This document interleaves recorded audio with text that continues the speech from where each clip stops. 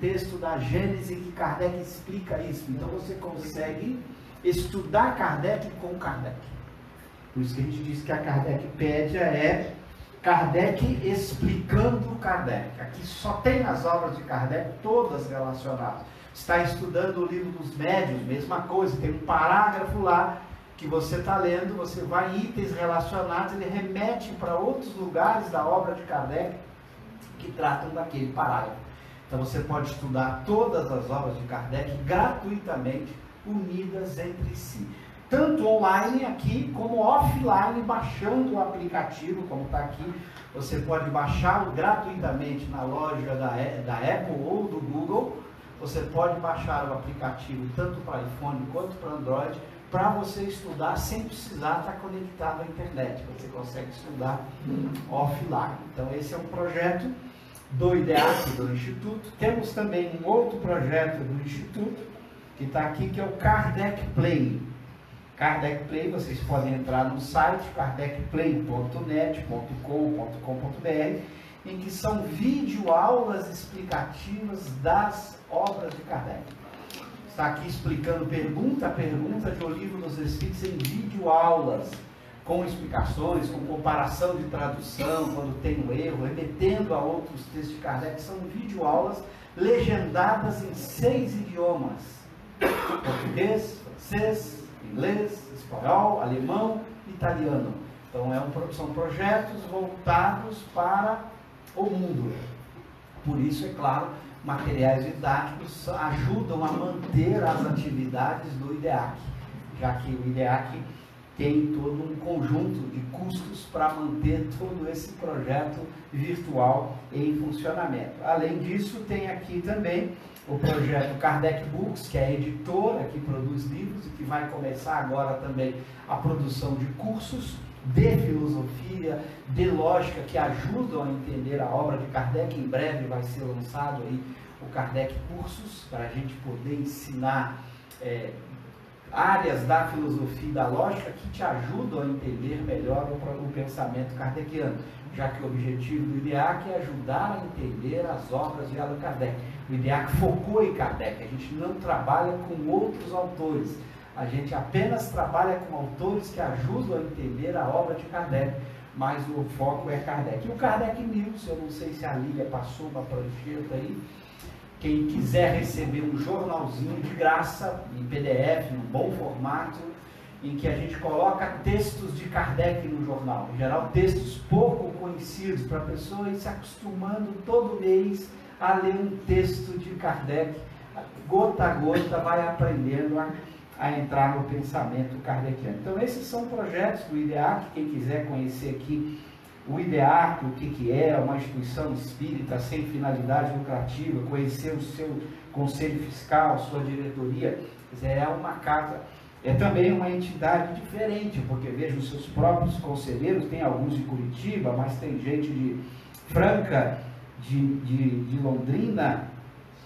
de Cascavel, de Toledo, de Fortaleza. Os próprios dirigentes são de vários lugares, porque nossas reuniões de diretoria, de conselho, são virtuais, é um instituto fortemente virtual, embora a gente tenha uma sede física, que tem aqui o endereço, quem quiser, ali na Avenida 7 de Setembro, 4923, lá na sala 704, durante a semana, de segunda a sexta, das 8 até às 18, funciona regularmente. Quem quiser nos conhecer, será um prazer ir lá conhecer o que é o IDEAC.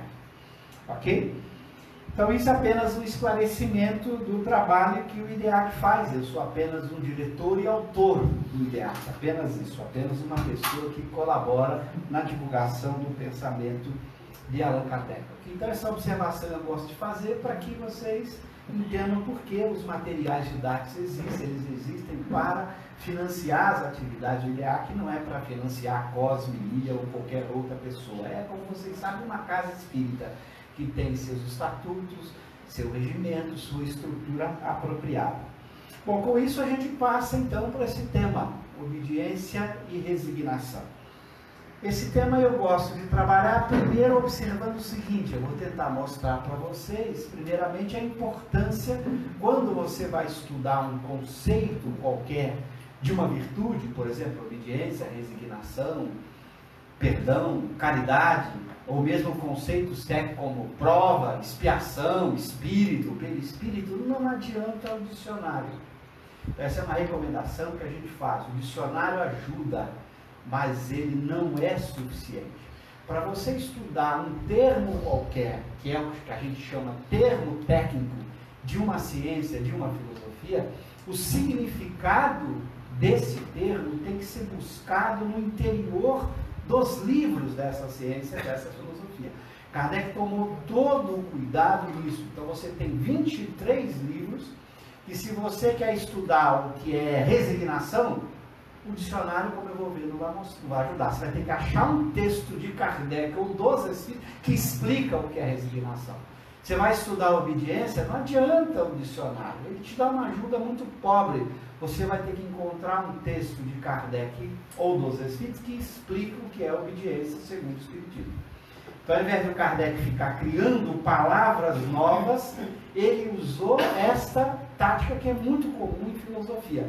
Você pega conceitos que tem algum conceito dele no dicionário, mas você dá um sentido próprio no interior da própria obra. Então, todas as virtudes que o Espiritismo trata vai ter uma conceituação diferente no interior da obra. Punição, Deus pune. O que é punição divina?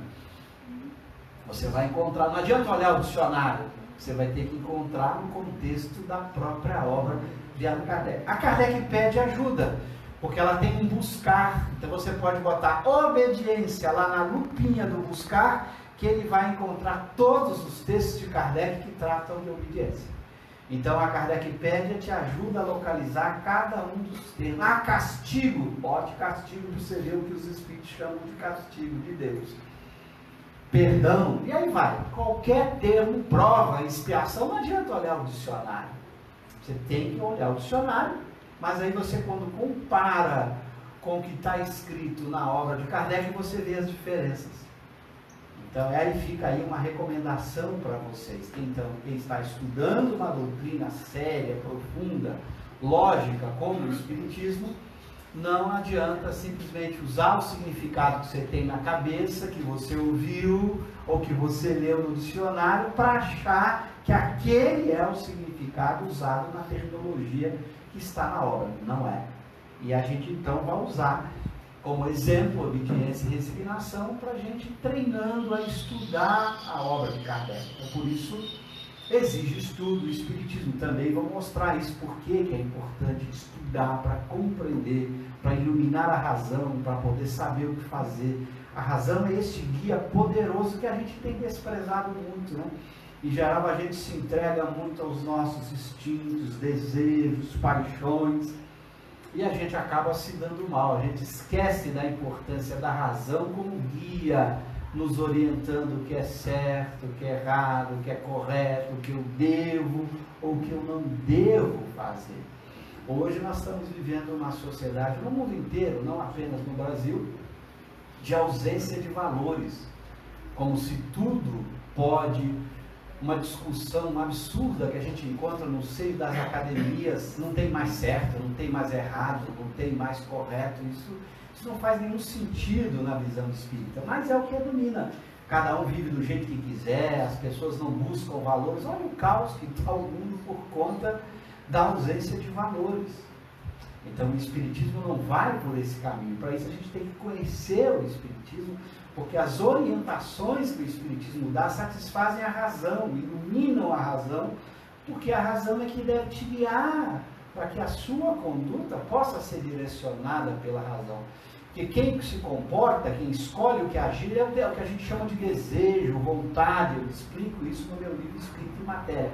A razão não escolhe, quem escolhe é o desejo, a vontade. Mas o desejo e a vontade pode seguir o que a razão diz correto. Você pode escolher o correto. Muita gente escolhe o que não é correto.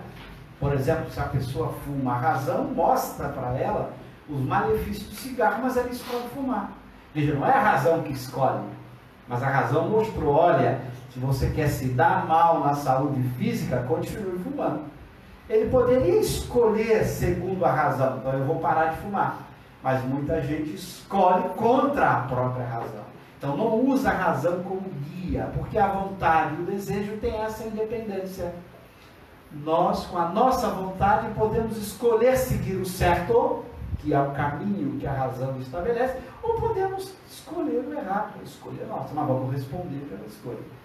Mas se eu uso a razão como guia, se eu vou aprendendo a raciocinar, a reconhecer o certo, a reconhecer o caminho mais adequado, eu vou então disciplinando minha vontade, para que a vontade passe a obedecer mais à razão, e não obedecer ao impulso, ao desejo, às paixões primitivas que nos controlam, muitas vezes, por falta de orientação da razão. Daí a importância da razão. Então, fazendo esse exercício com vocês, já que o nosso propósito aqui é estudar o Espiritismo segundo Kardec, né? Então, primeiro, poderíamos olhar o dicionário. O que o dicionário nos diz sobre obediência? Vale a pena você olhar o dicionário, mas vocês vão descobrir que o dicionário não é suficiente. Você vem lá e olha o dicionário. O que o dicionário nos diz que é obediência? Ato ou efeito de obedecer, ceder, cumprir, seguir. Submeter-se à vontade de alguém, cumprir uma ordem, aceitar uma determinação, respeitar uma lei ou mandato, respeitar um superior ou pessoa mais velha. Então, aqui na obediência do dicionário, você obedece seguindo porque alguém mandou. É o caso do soldado que obedece ao seu superior. Superior, faça isso. Ele vai lá e obedece. Então, no dicionário, a obediência é uma atitude de submissão, em que você obedece pura e simplesmente, sem cogitar se aquilo que está sendo dado como ordem é adequado, é correto, você simplesmente obedece. Então, a obediência aqui pelo dicionário, ela não tem uma característica de uma virtude. Por quê? Porque nós vamos ver que a virtude, ela tem sempre um elemento de razão. Para que você possa viver uma virtude, a virtude tem que receber o apoio da razão, da reflexão. Você não pode seguir cegamente, você tem que seguir sabendo por que está seguindo. No sentido do dicionário, a obediência é alguma coisa frágil. Alguns filósofos vão criticar a obediência como virtude, exatamente porque essa atitude de submissão a uma pessoa que lhe manda, uma atitude de submissão que pode ser inclusive racional. A pessoa pode lhe dar uma ordem contrária ao que você acredita, ao que você sabe ser verdadeiro. Nós vamos ver que a obediência que os Espíritos vão falar não tem nada a ver com obedecer uma ordem de alguém. É uma outra visão. E nós vamos ver que essa obediência, segundo os Espíritos, vai ser uma virtude. Então é a mesma palavra com significados diferentes. É o que se chama tecnicamente de polissemia. Todas as palavras são polissêmicas, elas têm muitos significados. Se você abre um dicionário, olha aqui, ó, aqui tem 3, ó, isso aqui eu tirei do dicionário. Se você pega a palavra amor no dicionário, dá uma página de significado. As palavras têm muitos significados. Então, quando alguém fala obediência e resignação são virtudes para o Espiritismo, cuidado, não é obediência e resignação como diz o dicionário. O que o Espiritismo está chamando de obediência para dizer que é uma virtude importantíssima, como a gente vai ver? O que o Espiritismo está chamando de resignação, que é uma virtude muito importante, como a gente vai ver? Podemos fazer o mesmo aí com resignação no dicionário. Desistir de alguma coisa, geralmente em favor de outro. Aceitar pacientemente o que se apresenta ou acontece, submeter-se à vontade divina. O resignado é aquele que aceita, para o dicionário. Vários filósofos vão criticar a resignação como virtude. Que história é essa de aceitar? Por que você tem que aceitar o sofrimento, a dor? Isso é um absurdo. Para filósofos, essa aceitação ela é triste, porque você está insatisfeito. Mesmo assim você tem que aceitar. Você está triste porque você está vivendo uma situação difícil, você vai aceitar essa situação difícil. Então, como a resignação, no sentido dicionário, ela carrega algo de tristeza, porque você se submete a algo de ruim que está lhe acontecendo tristemente. Você se submete porque não tem jeito, né? Você recebeu a notícia, estou com câncer e tal coisa. Você aceita porque não tem jeito. ele não vai desaparecer se você não aceitar. Então você aceita tristemente. Se você aceita tristemente, que é o sentido que está aqui, não é virtude. Toda virtude é alegre, não há virtude triste. Então, se você olha a resignação no sentido do dicionário, ou no sentido de alguns filósofos, isso não é o que o Espiritismo chama de resignação. Porque o Espiritismo vai usar a palavra resignação para designar uma virtude. E toda virtude é alegre. Toda virtude tem alegria. Se não tem alegria, não é virtude. Então veja que o dicionário te ajuda, porque tem algum elemento ali, claro, de aceitação. Nós vamos ver que tem aceitação na virtude. Como tem lá de obedecer na obediência, mas não é suficiente. Faltam ainda completar o dicionário com outras ideias para que o conceito de obediência e resignação, segundo o Espiritismo, seja uma recomendação importantíssima, como nós vamos ver, de virtude. Para que você esteja diante de duas virtudes que são fundamentais para uma vida feliz, como a gente vai ver. É impossível ser feliz no mundo de provas e expiações, que é o mundo em que nós vivemos. Nunca esqueçamos disso. A Terra é um planeta de provas e expiações, que também é um conceito técnico que você vai ter que olhar lá no Espiritismo para ver. A gente tem videoaulas explicando a diferença, o que é o conceito de provas e expiações com detalhes, para que as pessoas possam entender do que se trata. Expiação é uma prova, resumindo, decorrência do mal praticado. Então você está num mundo em que você vai sofrer as consequências do mal que você praticou, tanto no passado quanto no presente. Então isso é um mundo de expiação. Você sofre as consequências do mal que você praticou ou pratica, porque a expiação pode se dar tendo visto o mal praticado em vidas anteriores, ou pode ser motivo de uma escolha presente. O sujeito que resolve comer em excesso e passa mal, ele está expiando uma conduta que ele escolheu equivocada, de colocar excesso de algum tipo de alimento no seu corpo, produzindo os efeitos do mal, que é a escolha equivocada que ele fez. Então você tem expiações no presente, quando você toma uma decisão equivocada, má, e vai ter as consequências, ou expiações no passado. E toda expiação é um tipo de prova, porque prova é a experiência vivida para ensinar o espírito. Só não está em prova espírito puro ou perfeito. Todos os espíritos vivem experiências de prova. O problema não são as experiências de provas, são as experiências de provas com expiação, que é o que a gente vive no nosso mundo. Então aqui é um mundo em que a felicidade absoluta é impossível. É por isso que você vai encontrar pessoas que têm todos os recursos materiais à disposição, não tem problema de riqueza, até às vezes durante um tempo não tem problema com saúde, estão na vida da riqueza e de recursos, e mesmo assim continuam infelizes. E vão surgir momentos de infelicidade. Essa pessoa rica, inicialmente com saúde, em algum momento vai adoecer, vai envelhecer, seus amigos, seus filhos vão adoecer, vão envelhecer, vão morrer. Ela vive num planeta, no meio de um mundo de outros espíritos imperfeitos, em prova e expiação, que vão fazer o mal. Ela não pode evitar o crime no mundo, as tragédias no mundo, os conflitos no mundo. Então ela nunca vai ter na Terra condições de felicidade plena, porque a Terra é um mundo de provas e expiações. Então não apostem, eu digo sempre, não botem as fichas de vocês na Terra. Tem muita gente que bota todas as fichas de sua vida aqui. Não perca seu tempo fazendo isso. Aqui é um mundo de provas e expiações transitórias, que você passa por aqui e você vai ser feliz em outros mundos, não em mundos de provas e expiações. Por isso nós vamos encontrar em Kardec e nos Espíritos o tempo inteiro na obra espírita dizendo: trabalhe para nunca mais voltar na Terra. E tem gente que quer voltar no mundo de provas e expiações. Trabalhe, se esforce para dominar suas emoções, para viver a virtude, para nunca mais ter que pisar no mundo de provas e expiações, a não ser numa missão curta, Você vem numa missão, fica 30, 40 anos, os bichos aí vão embora. Mas não é o lugar definitivo de vida sua. Você vai ser feliz em mundos felizes, que não tem espíritos com inveja, com ciúme, com mágoa, com raiva, com ódio.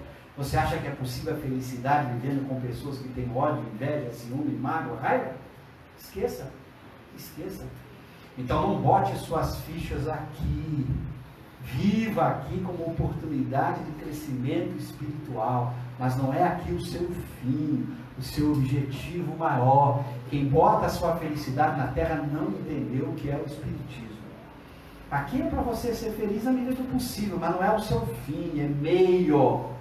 Você tem que pensar nos valores da alma, que estes é que vão levar você para um mundo que não é mais provas e expiações. São as conquistas das virtudes que vão te tirar de um mundo de provas e expiações. E às vezes a gente aposta a ficha demais aqui, a gente se frustra, a gente acaba sendo infeliz. Porque, gente, nós vamos apodrecer e morrer, nossos filhos também, nossos amigos, as doenças vão chegar, os conflitos no mundo vão acontecer. Guerras, conflitos fazem parte de um mundo em que estão vivendo, a sua esmagadora maioria, pessoas com ciúme, inveja, mágoa, raiva, tristeza, ódio. Você acha que quem cultiva esse tipo de vício moral vai produzir mundo feliz? Esquece, esquece.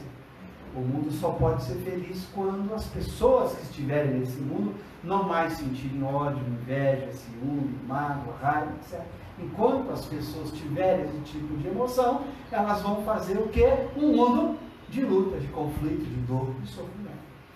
Então você tem que trabalhar para eliminar isso de você, para que você possa seguir adiante em direção a mundos onde não existam mais essas emoções. Mas veja, onde você estiver, você vai estar com esse seu mundo interior. Você não irá para um mundo feliz se essas condições estiverem dentro de você. Tem muita gente que fica esperando o mundo se transformar para ela poder ir para lá. Ela não vai para um mundo melhor se ela continuar com ciúme, inveja, mágoa, raiva, ódio, tristeza. Não vai. Ela vai continuar no mundo de provas e expiações. Simples assim. Ou ela muda o seu mundo interior, ou ela não vai sair de um mundo de provas e expiações. É por isso que nós estamos no mundo de provas e expiações há milhares de vidas já. Indo e voltando. Porque a gente não trabalha as condições para deixar esse mundo. A gente vai vivendo como nós somos. A gente gosta de viver o que é. O espírita não vive o que é. O espírita vive atrás daquilo que ele deve ser, não aquilo que ele é.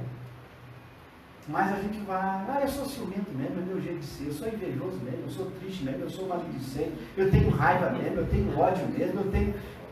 Aí continua, vai voltar de novo no mundo desse até aprender que ou você elimina essas paixões ruins, ou você não vai deixar o mundo de provas e expiações. E você vai desencarnar e chegar, nossa, continuei espírita terceira ordem. Reencarna de novo no mundo de provas e expiações. Aí chega aqui e se entrega de novo às suas paixões. E vai. Nosso Senhor não tem pressa, nós somos espíritos imortais.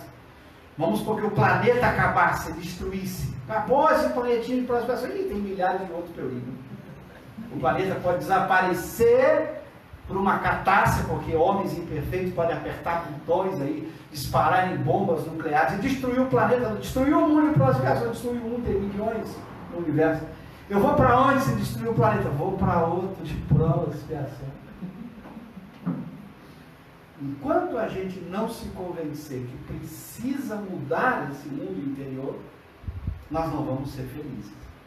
Não há outro caminho para a felicidade. E a gente fica se iludindo, querendo que haja uma solução política para o mundo de provas e expiações. Esqueça! Quem são os políticos? Pessoas como a gente, com ciúme, com inveja, com raiva, com ódio. Vocês acham que eles vão encontrar soluções para o mundo? Isso é pura ilusão. Só tem solução para o mundo, solução moral. Não existe solução política para o mundo. A solução é moral. E a moral é sempre de primeira pessoa. A gente esquece que moral não é o que o outro deve fazer, é o que eu devo fazer, primeira pessoa. Ou se os outros não fizerem, problema deles. Eu não tenho que me preocupar na moral com o que os outros fazem. O que os outros fazem, problema deles. Porque eu vou responder pelo que eu sou, pelo que eu faço. Moral é sempre primeira pessoa. Diz o que eu devo fazer, não o que os outros. Então viva a vida moral, trabalhe moralmente, é a única saída para a mudança. Não existe outra. A gente fica na ilusão, troca governo, que o mundo vai se transformar, que a felicidade vai surgir. Quem já está nos 80 anos acompanhando já descobriu que essas ilusões, mas a gente continua na esperança vã de que nós vamos ter um mundo melhor sem transformação moral das pessoas. Ilusão tola. E já estamos há milhares de anos estudando a história da humanidade e descobrindo que enquanto a moral não for introjetada na estrutura interna das pessoas, não vai haver transformação que gere felicidade no mundo. É simples, é uma equação que já está há muito tempo. E a gente fica sempre na ilusão de mudança por fora, que é mais fácil. Enfrentar o ciúme todo dia é difícil. Enfrentar a inveja todo dia, é difícil. A gente olha, passa numa rua, vê uma casa bonita, né? Aí alguém fala assim, é do fulano. Aí a nossa inveja mas ele deve ser corrupto, ele deve ter ganhado de algum jeito. Olha a inveja. Porque a inveja é definida como sendo aquele vício moral que nos leva a achar que o bem do outro é sempre justo.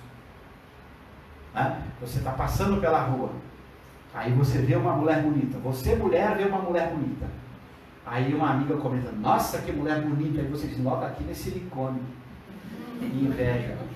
Você não sabe se é, mas o bem do outro te incomoda, isso é inveja.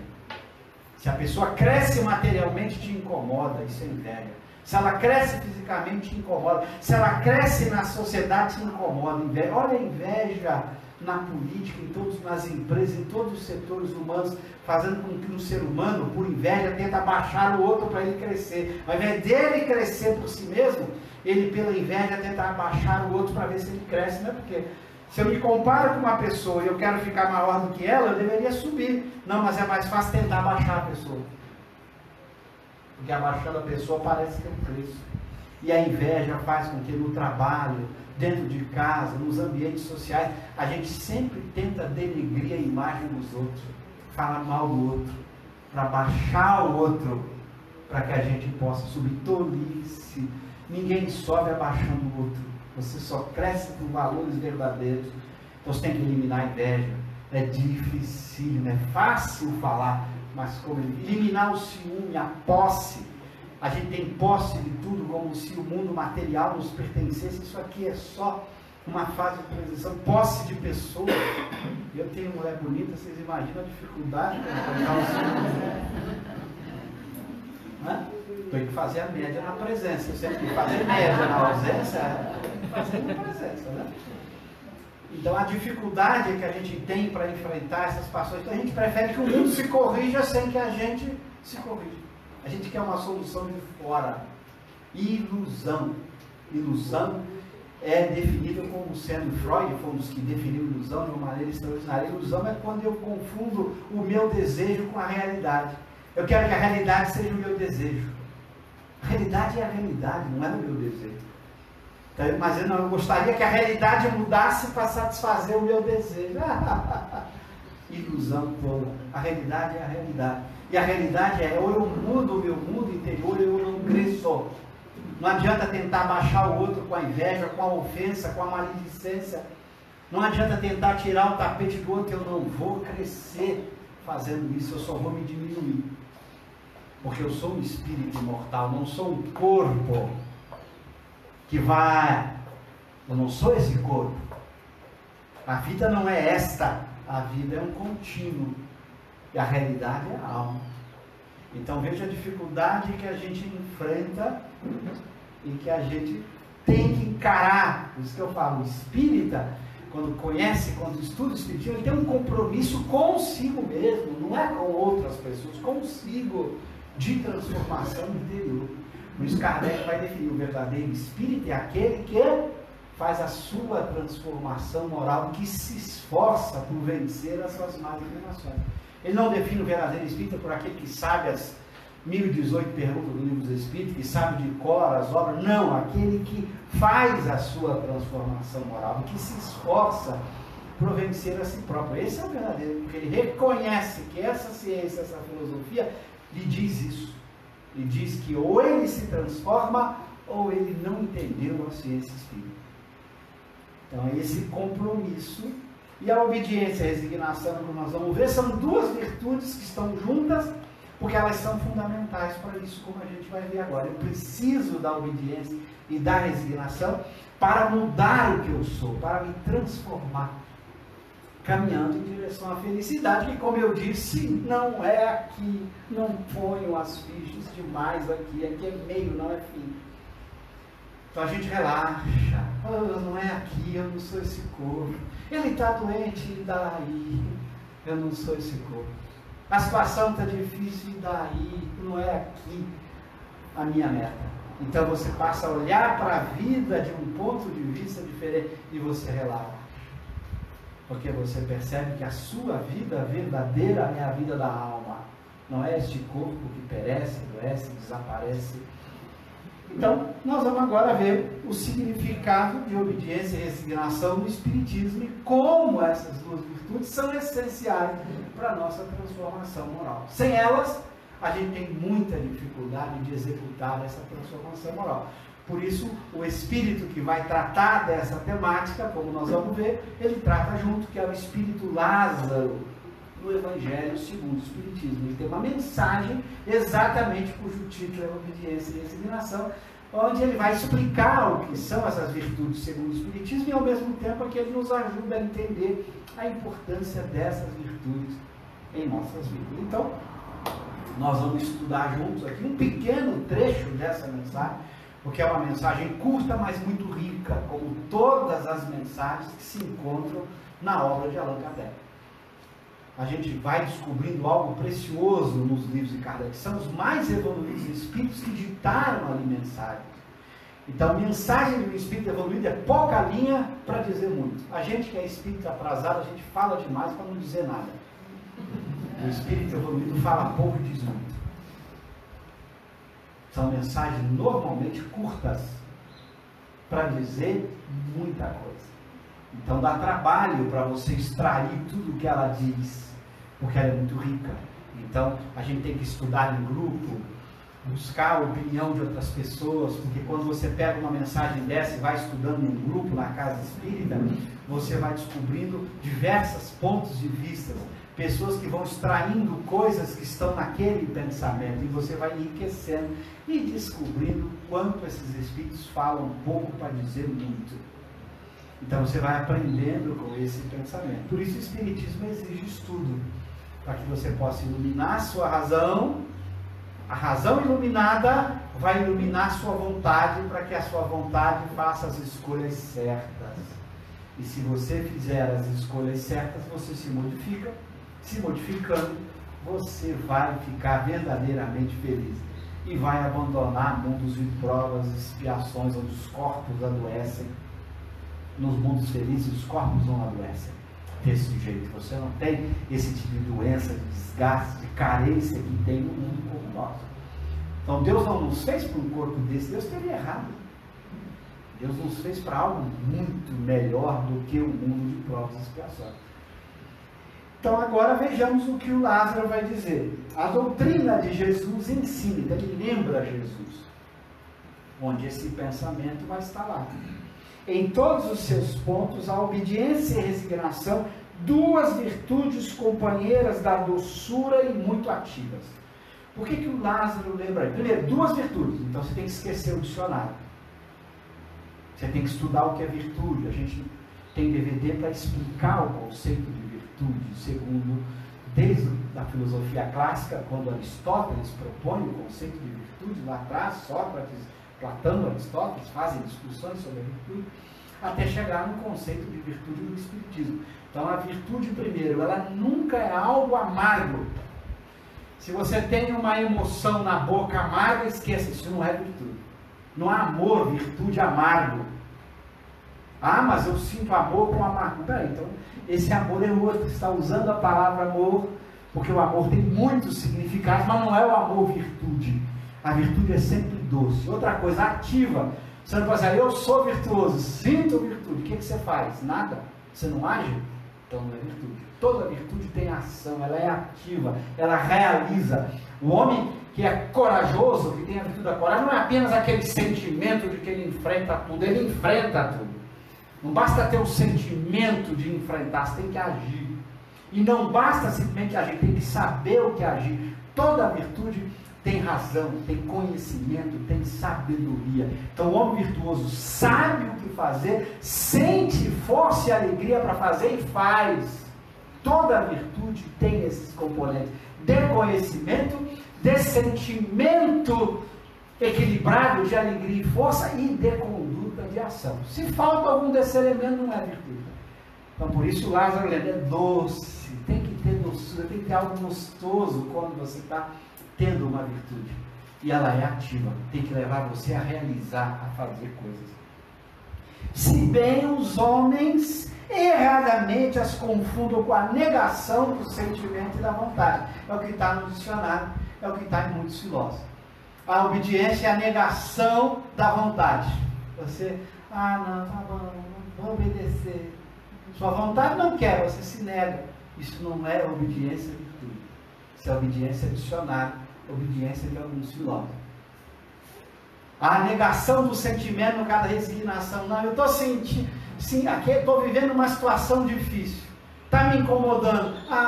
Eu vou me negar, não aceitar. Eu vou aceitar, porque não tem jeito.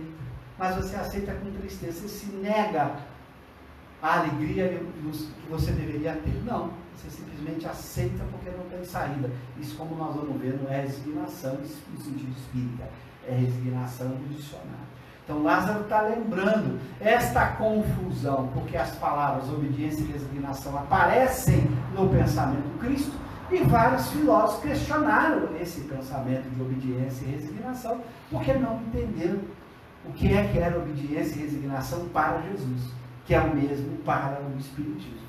Agora, então, ele vai explicar, bom, se não é o que está no dicionário, se não é o que alguns filósofos, o que é obediência e resignação para Jesus e para o Espiritismo? A obediência é o consentimento da razão, a resignação é o consentimento do coração.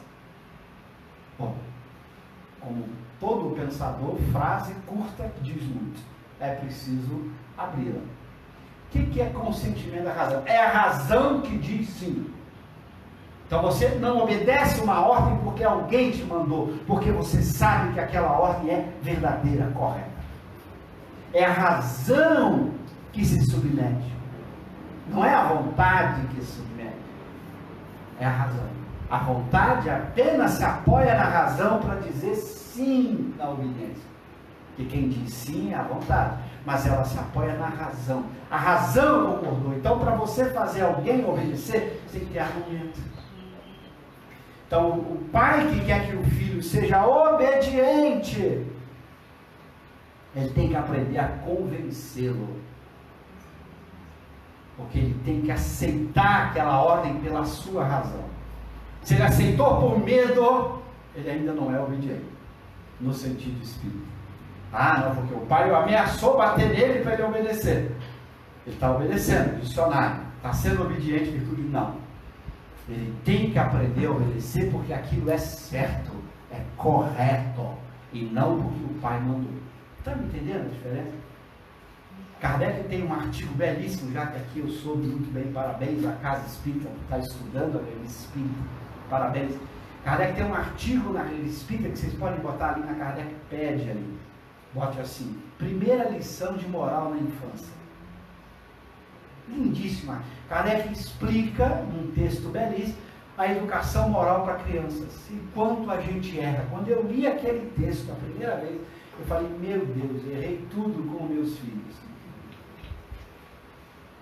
E ele dá instruções precisas de como você ensinar a virtude. Não se ensina a virtude por premiação ou punição. Lembra, Kardec? Se você fizer isso, certo, meu filho, eu vou te dar a mesada, eu vou te levar para o cinema. A obediência é a razão.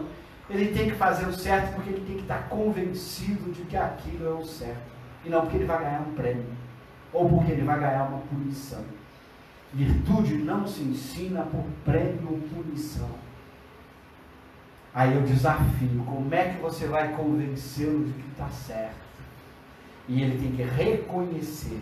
Ele pode começar obedecendo por respeito e por medo, mas ele não pode ficar só no medo, porque alguém superior. Ele tem que aprender a obedecer pela razão, senão ele não sai da obediência do dicionário e caminha para a obediência do Espiritismo.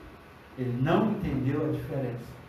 Quando a razão consente, significa que eu tenho que saber fazer uso da razão para provar, para mostrar, para observar. Filhinho, ó, não bota o dedo na tomada, porque você vai sentir dor. Não é porque a mamãe está mandando não botar. Se você botar, você vai ver os efeitos dolorosos que vai acontecer. Inclusive, pode até levar a sua morte. Você sabe o que é morte? É isso. Sabe o que é dor? Você já caiu, você já sentiu dor. Então, quando a mamãe fala não bota o dedo na tomada, não é porque você tem que me obedecer porque eu não quero. É porque isto é benefício para você. Se você desobedecer, você vai ver as consequências disso. Então você vai mudando a forma como você vai ensinando a obediência. Você não vai deixar de ensinar, de dizer não, mas você vai aprender a usar da sua autoridade e da razão ao mesmo tempo, para que ele saia da obediência puramente por autoridade e caminha para a obediência, a virtude, que é aprender a raciocinar. Mas para isso o pai tem que se comportar igual o pai. Quer pregar honestidade para o filho e tem conduta desonesta dentro de casa? Quer pregar que o filho tem que ser verdadeiro? Aí bate uma pessoa que chega e o pai não quer atender, fala que o papai não está. Aí manda a criança dizer que o papai não está. Então, para você ensinar a virtude, você tem que praticar a virtude. Porque a criança tem que perceber que se você está praticando, é porque é bom para você. Agora, você quer ensinar a virtude para os outros, para você não. Olha a contradição, não se ensina a virtude não sendo virtuoso. Para se ensinar a virtude, você tem que ensinar sendo virtuoso. Por isso a gente prefere não se aborrecer e segue a criança para a televisão, para o videogame, para o iPad, para o telefone celular, porque a gente não quer se envolver. Porque para ensinar valores, você tem que viver os valores. Para ensinar a virtude, você tem que ser virtuoso junto. Você quer que a criança leia, estude, você nunca lê, nunca estuda. Você só fica na frente da televisão. Aí não quer que a criança fique na frente da televisão. Ah, a escola passou, você tem que ler um livro lá. A criança vai ler um livro. Você nunca leu um livro. Você nunca mostrou para a criança, pela própria conduta, a importância da leitura de um livro. O quanto um livro cresce, o quanto um livro é importante. Você não senta para ler com ela, você não lê sozinha. Como é que ela vai aprender isso? Então, o ensino da virtude exige o esforço de ser virtuoso.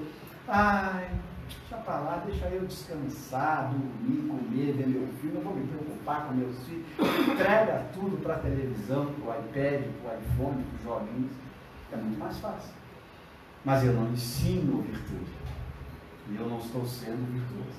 Então veja o desafio que a gente tem, o desafio de transformação interior para ajudar outras pessoas a se transformarem. Mas a transformação começa em mim, para depois eu fazer o papel de ensinar a virtude. Então, na obediência é a razão. Então tem que ter argumento, tem que ter prova, tem que ter demonstração. Isso exige esforço, trabalho de encontrar a prova, de encontrar o argumento, de saber falar, de saber convencer. É um processo de esforço, de estudo. A razão tem que estar iluminada. E se ilumina a razão estudando, buscando os grandes pensadores, os grandes clássicos, as pessoas que sabem trabalhar a razão. A gente não nasceu com essa razão pronta, nós somos espírito imperfeito. Se nós nascêssemos com ela, nós seríamos espírito puro, ou espíritos bons. Então nós temos que aprender, essa é a tarefa do espírito, é aprender. E você vai aprender com quem melhor sabe usar a razão, os grandes filósofos, os grandes pensadores, as obras de Kardec. Então você tem o trabalho de estudar, mas estudar é melhor dormir, tomar uma cervejinha, comer um churrasquinho, assistir um filme, deitar no sofá. Para a vida corporal, sim, para a vida espiritual é uma lástima. Você está perdendo um montão de tempo. Claro que você possa fazer isso de vez em quando, mas se isso vira de vez em sempre, você desencarna igual vem para cá. Veio de um jeito, volta do mesmo jeito. Né? Aí chega lá de lá a frustração. Vivi 80 anos alimentando o corpo, tendo só prazeres do corpo, curtindo a vida corporal. Tá bom. Chega do lado de lá a frustração. Vou ter que recomeçar onde? No mundo de provas e expiação. E as condições de recomeço são sempre piores. Sempre piores. Porque imagina que esse mundo melhore, você vai para outro pior. Então, não tem escapatória.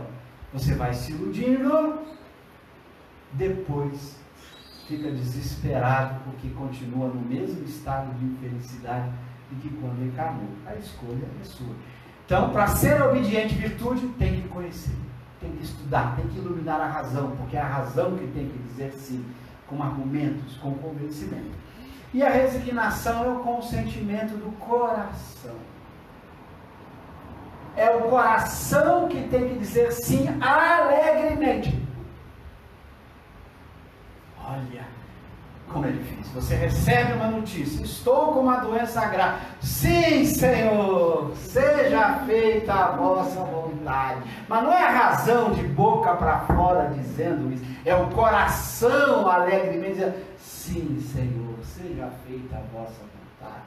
Me dê forças para enfrentá-la com alegria, sem perder a alegria de viver, porque esta ou aquela doença, ou ela é resultado de uma expiação que eu escolhi pelo mal que eu pratiquei quando encarnei, porque você escolhe sua vida de provas e expiações antes de encarnar, e Deus permitiu que a sua escolha se realizasse. Se Deus permitiu, porque essa escolha lhe fará crescer como alma, você alegre, Senhor, seja feita a vossa. Você vai buscar o tratamento? Pode ser que o tratamento gere a cura, e você, sim, Senhor, a cura surgiu. Mas pode ser que o tratamento piore e leve à morte. Sim, Senhor, a morte vai morrer de qualquer jeito. Vai morrer aos 20, aos 30, aos 80, qual é a diferença? E você vai viver alegremente. Se o problema surgir e ele for passageiro, sim, Senhor, o problema é passageiro. Mas se o problema surgir, ele só aumentar, qual é o máximo do problema? A sua morte. Sim, Senhor, chegou a minha hora com alegria. E você vai vivendo alegremente. Quer seja que a solução ocorra, ou a solução ocorrerá sempre com a morte. Todos os problemas se resolvem na morte. Problema material, financeiro, econômico, você trabalha, faz a sua parte, faz o seu esforço com honestidade, com esforço, e mesmo assim as circunstâncias da vida só te levam ao fracasso. Continue alegremente trabalhando, se esforçando. Porque esse problema vai resolver um dia. Ou vai resolver a situação material, porque a sua prova, expiação, de alguma maneira acabou e a situação material se equilibra. Ou vai resolver com a morte. E você vai morrer e os problemas econômicos ficaram por aqui. Sempre a solução dos problemas materiais acontecerão. Ou durante a vida, ou após a vida material com a morte de corpo. Então você vai, o homem resignado diz, sim, Senhor, com alegria. Está chovendo, sim, Senhor, com alegria. Está com sol, sim, Senhor, com alegria. Amanheceu com uma dor, sim, Senhor, com alegria. Porque ele vai descobrir que a vida é alegria, que viver já é alegria, porque você é um espírito imortal. Nada agride os tecidos da alma. A alma, eu costumo dizer, é o super-homem sem criptonita. Dá para imaginar o super-homem sem criptonita? Quem sofre é o corpo. A alma, se a alma permanece alegre, resignada, obediente à razão, ela é sempre feliz, não importa o que aconteça com o corpo. O corpo causa dor, tristeza, incômodo, mas a alma se supera, porque ela é esse espírito imortal que prossegue além do corpo. Claro que é fácil falar disso, eu sei que é muito difícil viver isso. A gente vive isso todos os dias, com doenças, com desconforto, com problemas que surgem para você, para os seus entes queridos, seu filho, suas pessoas que você ama, vivem problemas, vivem conflitos, e você está ali naquele mundo de conflitos, viva os conflitos sem jamais perder a alegria de viver. O resignado nunca se revolta, nunca se queixa, nunca reclama, ele enfrenta os problemas de cabeça erguida com alegria no coração, sem nunca revoltar-se, reclamar da vida. A vida é a escolha que ele fez de provas e expiações para aquilo que ele precisava crescer. Então ele enfrenta o problema. Ele não é alguém passivo, como o dicionário de aceitou. Não é aceitar, é enfrentar, mas enfrentar com alegria. É a aceitação do coração. Ele enfrenta sem perder a alegria. Ele continua alegre. Como você está? Ah, estou com dor de cabeça, estou zonzo, mas estou alegre. Porque a vida é da alma, a alegria é da alma, não é do corpo. O corpo não sente alegria ou tristeza. Quem sente alegria ou tristeza é a alma. Toda a emoção é da alma. Corpo produz sensações e emoções da alma, mas é a alma que escolhe entre ficar alegre ou ficar triste. Então ele enfrenta a doença, a dificuldade social, o problema familiar, a dificuldade com as pessoas que ele ama, os problemas do mundo. Ele enfrenta, ele busca soluções com a sua razão, mas ele é resignado. Seja feita a vossa vontade, Senhor. Com alegria, não é a razão falando, não é a boca falando, é o coração, para que ele não engane, para que ele não se engane de que a alegria é verdadeira e não é a boca para fora. Então ele vai aprendendo a conquistar esse sentimento pleno de alegria que não depende das condições físicas, não depende das condições sociais, das condições econômicas. A alegria passa a ser uma condição interna dele, que jamais se desequilibra, enfrentando as dificuldades do caminho, buscando solução, correndo atrás da solução. Está doente? Vai ao médico, faz exame, busca medicação, combata a dor. Ninguém tem que sentir dor física, combata a dor física, mas sempre mantendo a paz e a alegria do coração, confiando em Deus. Porque ao ser resignado, ele se une na faixa dos espíritos bons, nossos anjos guardiães. Quando ele entra nessa faixa dos espíritos bons com a resignação, esses espíritos o fortalecem, lhe dão ânimo, lhe dão força, lhe dão coragem para enfrentar. A revolta, a queixa, a lamentação te liga na faixa dos espíritos atrasados, imperfeitos, que provocam em você mais dor, a dor aumenta, provocam em você mais revolta, mais tristeza, e aquele problema cresce. Quando você é resignado, parece que o problema fica mais leve, é como se o fardo do seu ombro agora ficasse bem mais leve. A resignação tem esse papel de tornar o fardo da vida muito mais leve. Você sente o pensamento dos bons espíritos, a inspiração deles para encontrar a solução para o problema vem, você está ali procurando a solução, mas com alegria, com resignação, orando, pedindo aos bons espíritos, a solução começa a delinear na sua cabeça de uma forma muito mais clara. Você tem uma força especial, você adquire recursos pela qualidade dos bons frutos desses espíritos e dos frutos bons que você produz quando é resignado. Então você sempre terá condições melhores para enfrentar o problema.